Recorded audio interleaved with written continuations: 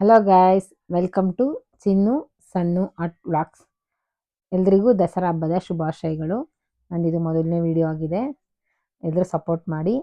ನಾನು ಇವತ್ತು ಯಾವ ವಿಚಾರ ಬಗ್ಗೆ ಹೇಳಕ್ಕೆ ಬಂದೀನಿ ಅಂದರೆ, ಬಾಣಂತಿ ಮನೆಯಲ್ಲಿ ಮುಖ್ಯವಾಗಿ ಇರಲೇಬೇಕಾದ ವಸ್ತುಗಳ ಬಗ್ಗೆ, ಮತ್ತು ನಿಮ್ಮ ಬಾಣಂತಿ ಜರ್ನಿ ಕಂಫರ್ಟಬಲ್ ಆಗಿರೋದಕ್ಕೆ ಏನೆಲ್ಲ ನಾನು ಯೂಸ್ ಮಾಡಿದೆ, ಏನೆಲ್ಲ ನನಗೆ ಹೆಲ್ಪ್ ಆಯಿತು, ನಾನು ನಿಮ್ಗೆ ಅದನ್ನೆಲ್ಲ ಹೇಳ್ಕೊಡ್ತೀನಿ.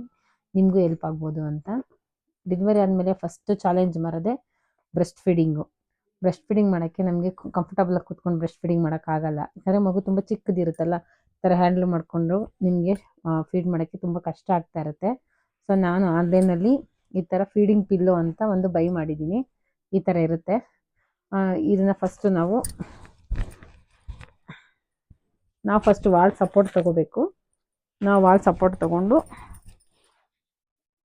ಇದನ್ನು ಈ ಥರ ಬೆಲ್ಟ್ನ ಸ್ಟಿಕ್ ಮಾಡಿಕೊಂಡು ಬೇಬಿನ ಇದ್ರ ಮೇಲೆ ಮಲಗಿಸ್ಕೊಂಡು ಆರಾಮಾಗಿ ಫೀಡ್ ಮಾಡ್ಬೋದು. ನಿಮಗೆ ಫೀಡ್ ಮಾಡೋಕ್ಕೆ ತುಂಬ ಈಸಿ ಆಗುತ್ತೆ, ಕಷ್ಟ ಅನ್ಸೋದಿಲ್ಲ. ಸೊ ತೊಡೆ ಮೇಲೆ ಹಾಕಿ ನೀವು ಈ ಥರ ಬಗ್ಗಿ ಅಥವಾ ನೀವು ಹಿಂದಕ್ಕೆ ಹೋಗಿ ಫೀಡ್ ಮಾಡಿದ್ರೆ ನಿಮಗೆ ಬ್ಯಾಕ್ ಪೇನ್ ಇನ್ನೂ ಜಾಸ್ತಿ ಆಗುತ್ತೆ. ಅದರಲ್ಲೂ ಸಿ ಸೆಕ್ಷನ್ ಆಗಿರೋರ್ಗಂತೂ ತುಂಬ ಬ್ಯಾಕ್ ಪೇನ್ ಬರುತ್ತೆ. ಸೊ ಹಾಗಾಗಿ ಈ ಥರದೊಂದು ಫೀಡಿಂಗ್ ಪಿಲ್ಲೋನ ಬೈ ಮಾಡಿ, ನಿಮಗೆ ಸಖತ್ ಹೆಲ್ಪ್ಫುಲ್ ಆಗುತ್ತೆ.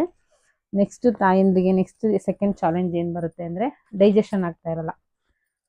ಸೊ ಡೈಜೆಷನ್ ಆಗ್ತಿಲ್ಲ ಅಂದರೆ ನೀವು ಯಾವುದ್ಯಾವುದೋ ಗ್ಯಾಸ್ಟ್ರೈಟಿಸ್ ಟ್ಯಾಬ್ಲೆಟ್ ಎಲ್ಲ ತೊಗೋಬಾರ್ದು. ಫೀಡಿಂಗ್ ಮದರ್ಸು ಡಾಕ್ಟ್ರು ಪರ್ಮಿಷನ್ ಇಲ್ಲದೆ ಯಾವುದೇ ಮೆಡಿಸನ್ನು ತೊಗೋಬಾರ್ದು.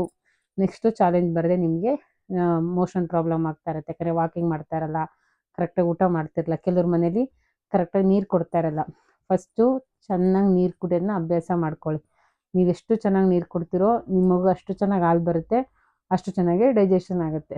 ಕೆಲವೊಂದು ಮೂಢನಂಬಿಕೆಗಳನ್ನ ನೀವು ಅದನ್ನು ಕ್ಯಾರಿ ಓವರ್ ಮಾಡಬೇಡಿ, ಅದನ್ನ ಇಲ್ಲೇ ನಿಲ್ಲಿಸ್ಬಿಡಿ. ಹೇಳ್ತಾರೆ ಮನೆಯಲ್ಲರೂ ನೀರು ಕುಡಿಬೇಡ, ಜಾಸ್ತಿ ನೀರು ಕುಡಿದ್ರೆ ಮಗುಗೆ ಹಾಲು ನೀರಾಗಿ ಬರುತ್ತೆ ಅಂತ. ಅದೆಲ್ಲ ತುಂಬ ಸುಳ್ಳು. ನೀವು ಎಷ್ಟು ಚೆನ್ನಾಗಿ ನೀರು ಕುಡಿತೀರೋ ಅಷ್ಟು ಚೆನ್ನಾಗಿ ಹಾಲು ಬರುತ್ತೆ.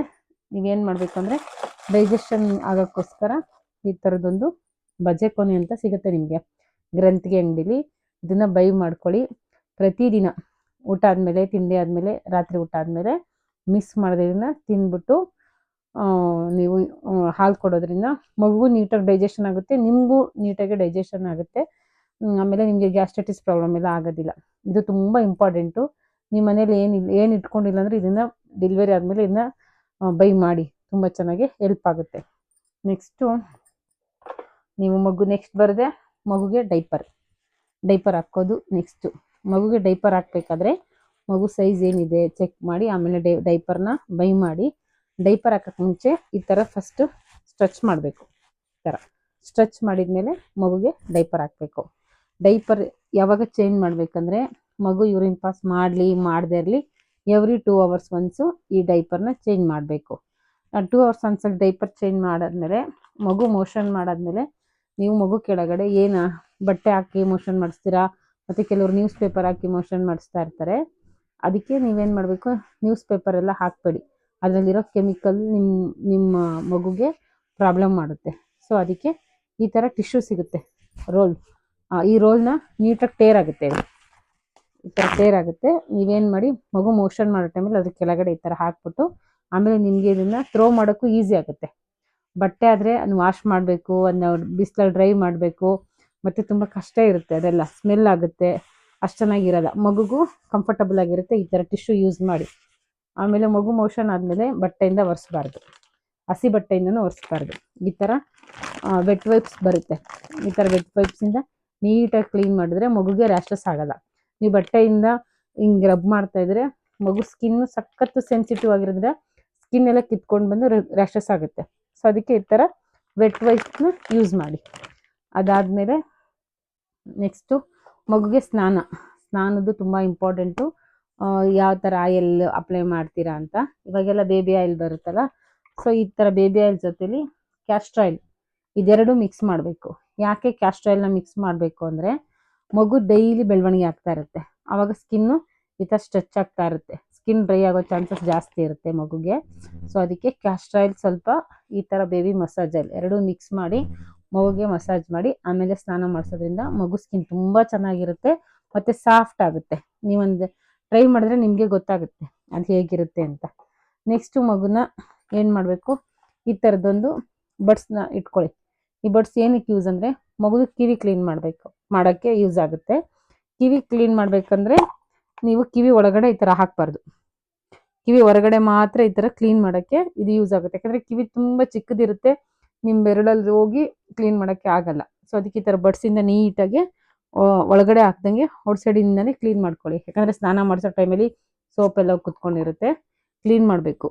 ನೆಕ್ಸ್ಟು ಇನ್ನೊಂದು ಏನಕ್ಕೆ ಯೂಸ್ ಮಾಡಬೇಕಂದ್ರೆ ಮಗುದು ಕಾಲು ಬೆರಳಿರುತ್ತಲ್ಲ, ಆ ಪ್ರತಿ ಬೆರಳು ಸಂದಿಲಿ ಇದರಿಂದ ನೀರನ್ನ ತೆಗಿಬೇಕು. ಸ್ನಾನ ಮಾಡಿಸೋ ಟೈಮಲ್ಲಿ ನೀರೆಲ್ಲ ಹೋಗಿ ಕೂತಿರುತ್ತೆ, ಬಟ್ಟೆಯಿಂದ ಕ್ಲೀನ್ ಮಾಡೋಕ್ಕಾಗಲ್ಲ. ಸೊ ಹಂಗಾಗಿ ಬಡ್ಸ್ ಇದು ತುಂಬ ಇಂಪಾರ್ಟೆಂಟಾಗಿ ಇಟ್ಕೊಳ್ಳಿ. ಮಗು ಕಿವಿ ಕ್ಲೀನ್ ಮಾಡಬೇಕು ಮತ್ತು ಬೆರಳು ಸಂದಿಲಿ ಕ್ಲೀನ್ ಮಾಡಲೇಬೇಕು. ಇದಾದಮೇಲೆ ನೆಕ್ಸ್ಟು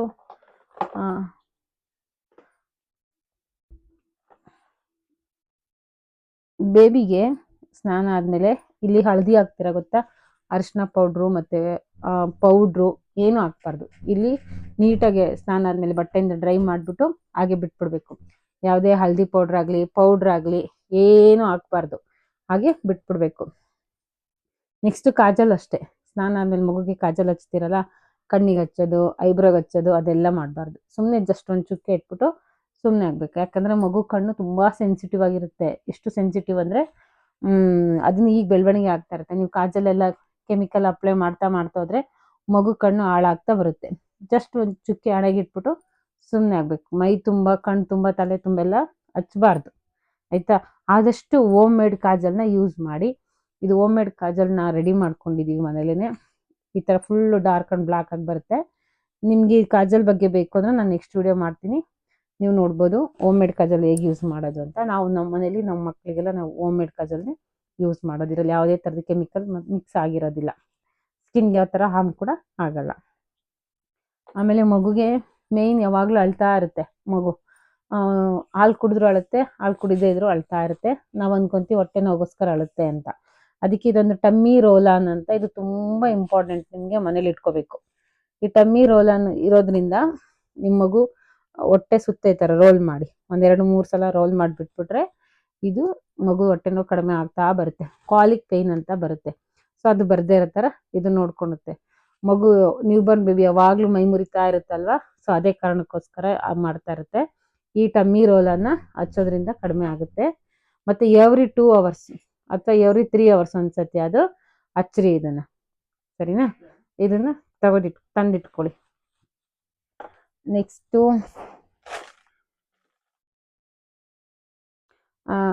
ಏನು ಇನ್ಫಾರ್ಮೇಷನ್ ಅಂತಂದರೆ, ನಿಮ್ಮ ಮಗುಗೆ ಸ್ನಾನ ಆದಮೇಲೆ ಪೌಡ್ರ್ ಹಾಕ್ಬಾರ್ದು. ಆ ಪೌಡ್ರ್ ಯಾಕೆ ಹಾಕ್ಬಾರ್ದು ಅಂದರೆ ಚಿಕ್ಕ ಚಿಕ್ಕ ಪಾರ್ಟಿಕಲ್ಸ್ ಇರುತ್ತೆ, ಅದು ಲಂಗ್ಸಿಗೆ ಹೋಗ್ಬಿಟ್ಟು ಮಗುಗೆ ನಿಮೋನಿಯಾ ಆಗೋ ಚಾನ್ಸಸ್ ಇದೆ, ಕೆಮ್ಮಾಗೋ ಚಾನ್ಸಸ್ ಇರುತ್ತೆ, ಮತ್ತು ಕಫ ಆಗೋ ಚಾನ್ಸಸ್ ಇರುತ್ತೆ. ಸೊ ಹಂಗಾಗಿ ಮಕ್ಕಳಿಗೆ ಪೌಡ್ರನ್ನ ಹಾಕ್ಲೇಬೇಡ್ರಿ. ಬಾಡಿ ಲೋಷನ್ ಮತ್ತು ಕ್ರೀಮ್ ಹಾಕೋದ್ರಿಂದ ಸಾಕು ಅಷ್ಟೇ ಮಗು, ಬೇರೆ ಏನು ಅದು ಇದೆಲ್ಲ ಹಚ್ಚೋ ಅವಶ್ಯಕತೆ ಇಲ್ಲ. ಆದಷ್ಟು ಮಕ್ಕಳಿಗೆ ರೂಮ್ ಟೆಂಪ್ರೇಚರ್ ಹೆಂಗಿರುತ್ತೋ ಅದ್ರ ಮೇಲೆ ಮಕ್ಳಿಗೆ ಬಟ್ಟೆ ಹಾಕೋದನ್ನ ಪ್ರಾಕ್ಟೀಸ್ ಮಾಡ್ಕೋಬೇಕು. ತುಂಬ ಸೆಕೆ ಆಗ್ತಿರುತ್ತೆ, ನೀವು ಸ್ವೆಟ್ರ್ ಹಾಕಿ ಸಾಕ್ಸ್ ಹಾಕಿ ಟೋಪಿ ಹಾಕಿ ಕವರ್ ಮಾಡಿಬಿಟ್ರೆ ಅವಕ್ಕೆ ಸಫರ್ಕೇಷನ್ ಪ್ರಾಬ್ಲಮ್ ಶುರುವಾಗುತ್ತೆ. ಅಂದರೆ ಉಸಿರು ಕಟ್ಟೋ ಥರ ಆಗುತ್ತೆ, ಸೆಕೆ ಥರ ಆಗುತ್ತೆ. ಅದರಿಂದನೂ ಮಕ್ಕಳು ಅಳ್ತಾರೆ. ರೂಮ್ ಟೆಂಪ್ರೇಚರ್ ನೋಡ್ಕೊಳ್ಳಿ. ತುಂಬ ಥಂಡಿ ಅನ್ನಿಸ್ತಿದೆಯಾ ಆವಾಗ ಸ್ವೆಟರ್ ಹಾಕಿ, ಸಾಕ್ಸ್ ಹಾಕಿ, ಟೋಪಿ ಹಾಕಿ. ಸ್ವೆಟ್ ಆಗ್ತಿದೆಯಾ ಸ್ವಲ್ಪ ಅವನ್ನೆಲ್ಲ ಅವಾಯ್ಡ್ ಮಾಡಿ, ಆವಾಗ ಮಗುಗೆ ಕಂಫರ್ಟ್ ಝೋನ್ ನೀವು ಕೂಡ ಕೊಡೋಕ್ಕೆ ಸಾಧ್ಯ ಇದೆ. ನಂದು ಇದೊಂದು ಚಿಕ್ಕ ಇನ್ಫಾರ್ಮೇಷನ್ ಕೊಡ್ತಾ ಇದ್ದೀನಿ, ನಿಮ್ಗೆ ಇಷ್ಟ ಆಗಿದೆ ಅಂದ್ಕೊತೀನಿ. ನಿಮ್ಮ ಫ್ರೆಂಡ್ಸು, ನಿಮ್ಮ ರಿಲೇಟಿವ್ಸ್ ಯಾರಾದರೂ ಪ್ರೆಗ್ನೆಂಟ್ ಇರೋರು ಅಥವಾ ಬಾಣಂತಿಯವ್ರಿಗೆ ಈ ವಿಡಿಯೋನ ಶೇರ್ ಮಾಡಿ, ಹೆಲ್ಪ್ ಆಗುತ್ತೆ. ಶೇರ್ ಮಾಡಿ ಮತ್ತು ಸಬ್ಸ್ಕ್ರೈಬ್ ಮಾಡಿ. Thank you so much. Bye.